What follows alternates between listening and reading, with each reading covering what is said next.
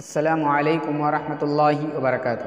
الحمدللہ رب العالمین والصلاة والسلام علی اشرف الانبیاء والمرسلین وعلی آلہ وصحبہ اجمعین ومن تبعہم بإحسان الی یوم الدین، اما بعد۔ محترم ناظرین، اللہ تبارک و تعالی نے ہمارے چھوٹے چھوٹے عمل کے ذریعے سے بڑے بڑے ثواب مرتب کرتا ہے۔ یعنی اگر ہم چھوٹا سا عمل کرتے ہیں تو اس چھوٹے سے عمل کے نتیجے میں اللہ تبارک و تعالی ہماری خطاؤں کو اور ہمارے گناہوں کو معاف کرتا ہے۔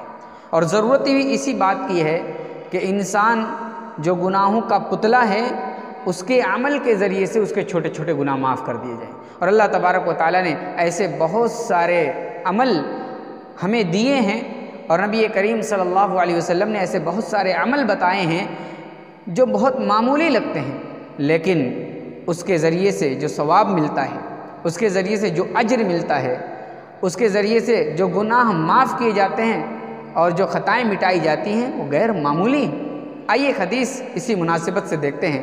راوی حدیث حضرت ابو ہریرہ رضی اللہ تعالیٰ عنہ کہتے ہیں کہ نبی کریم صلی اللہ علیہ وسلم نے فرمایا، اذا قال الامام غیر المغضوب علیہم ولا الضالین فقولوا آمین۔ اللہ کے نبی صلی اللہ علیہ وسلم نے فرمایا کہ جب امام غیر المغضوب علیہم ولا الضالین پڑھے، یعنی سورہ فاتحہ کی آخری آیت پڑھے اور ولا الضالین پہنچے تو فقولوا، تم لوگ آمین کہو، یعنی امام کے ساتھ تم لوگ بھی آمین بولو، اس لیے کہ فَإِنَّهُ مَنْ وَافَقَ تَأْمِينَهُ تَأْمِينَ الْمَلَائِكَةِ غُفِرَ لَهُ مَا تَقَدَّمَ مِنْ ذَنبِهِ، اس لیے کہ ہماری آمین کے بولنے کے ساتھ ساتھ فرشتے بھی آمین بولتے ہیں۔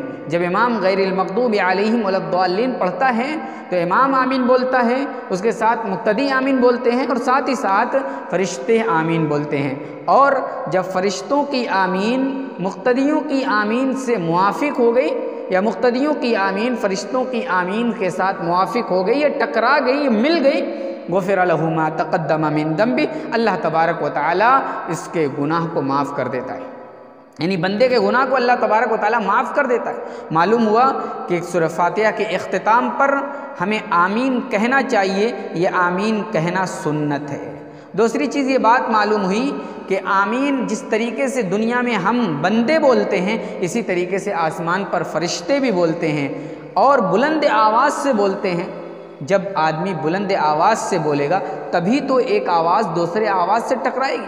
مثال کے طور پر میں بلند آواز سے آمین کہوں، میرے سامنے بیٹھا ہوا ایک شخص اور بلند آواز سے آمین کہے، تب نہ میری اور ہمارے سامنے والے کی آواز ٹکرائے گی۔ اگر ہم خاموشی کے ساتھ دھیمے سے آمین کہیں گے تو پھر ہماری آواز دوسرے کی آواز سے ٹکرانے کا کوئی سوال ہی نہیں پیدا ہوتا۔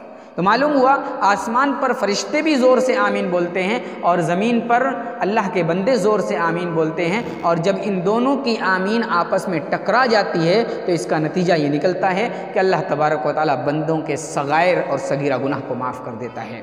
لہذا ہمیں آمین سورہ فاتحہ کے اختتام پر کہنی چاہیے اور زور سے بولنی چاہیے۔ حدیث میں آتا ہے اللہ کے نبی نے فرمایا مد بہا صوتہ، کہ اللہ کے نبی صلی اللہ علیہ وسلم نے آمین بولنے میں اپنی آواز کو کھینچ کر کے آمین بولا، یعنی آواز کھینچ کر کے آمین اور زور سے آمین کہی۔ اتنی تیز آمین کہی جاتی تھی کہ پیچھے والے مقتدی حضرات سب سن لیتے تھے۔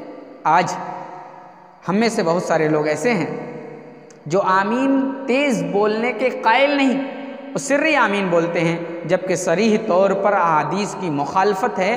نبی کریم صلی اللہ علیہ وسلم اور صحابہ اکرام سے آمین کا زور سے بولنا ہی ثابت ہے۔ اللہ تعالی ہم سب کو سنت کے مطابق